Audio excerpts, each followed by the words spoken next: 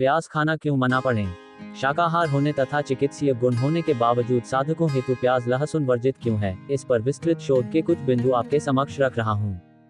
एक बार प्याज लहसुन खाने का प्रभाव देह में 27 दिनों तक रहता है और उस दौरान व्यक्ति यदि मर जाए तो नरकागामी होता है, ऐसा शास्त्रों में लिखा है। 2 प्याज का सेवन करने से 55 मर्म स्थानों में चर्बी जमा हो जाती है, जिसके फलस्वरूप शरीर की सूक्ष्म संवेदनाएं नष्ट हो जाती हैं।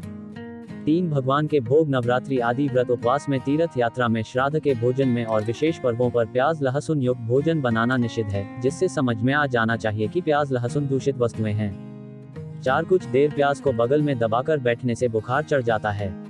प्याज काटते समय ही आंखों में आंसू आ जाते हैं, जिससे यह अनुमान लगाया जा सकता है कि शरीर के भीतर जाकर यह कितनी अधिक हलचल उत्पन्न करता होगा।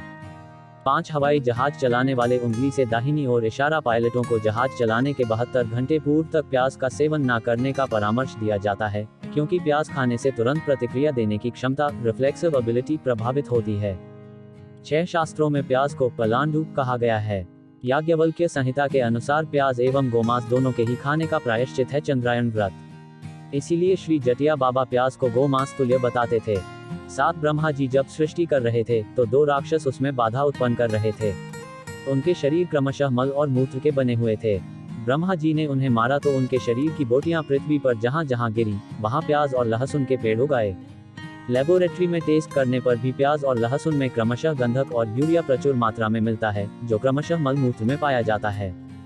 8 एक अन्य कथा के अनुसार भगवान विष्णु के मोहिनी अवतार द्वारा राहु केतु का सिर काटे जाने पर उसके कटे सिर से अमृत की कुछ बूंदें जमीन पर गिर गई थीं, जिनसे प्याज और लहसुन उपजे। चूंकि यह दोनों सब्जियां अमृत की बूंदों से उपजी हैं, इसलिए यह रोगों और रोगाणुओं को नष्ट करने में अमृत समान होती हैं, पर क्योंकि यह राक्षस के मुख से होकर गिरी हैं, इसलिए इनमें तेज गंध है और ये अपवित्र हैं, जिन्हें कभी भी भगवान के भोग में इस्तेमाल नहीं किया जाता। कहा जाता है कि जो भी प्याज और लहसुन खाता है उनका शरीर राक्षसों के शरीर की भांति मजबूत हो जाता है, लेकिन साथ ही उनकी बुद्धि और सोच विचार राक्षसों की तरह दूषित भी हो जाते हैं। 9 इनके राजसिक तामसिक गुणों के कारण आयुर्वेद में भी प्याज लहसुन खाने की मनाही है। प्राचीन मिस्र के पुरोहित प्याज लहसुन नहीं खाते थे। चीन में रहने वाले बौद्ध धर्म के अनुयायी भी प्याज लहसुन खाना पसंद नहीं करते। 10 शिव महापुराण के अनुसार शिव भक्त को प्याज का सेवन नहीं करना चाहिए। वैष्णव और शैव पूरी तरह से प्याज और लहसुन का परहेज करते हैं। इतने प्रमाण होते हुए भी केवल जीव के स्वार्थ हेतु प्याज लहसुन खाते रहेंगे तो जड़ बुद्धि कहलाएंगे। इसलिए इनका तुरंत परित्याग करने में ही भलाई है। घर वाले नहीं मानते तो उन्हें उपरोक्त बातें समझाएं। जय देवाधिदेव महादेव। अभक्ष्य भक्षण का त्याग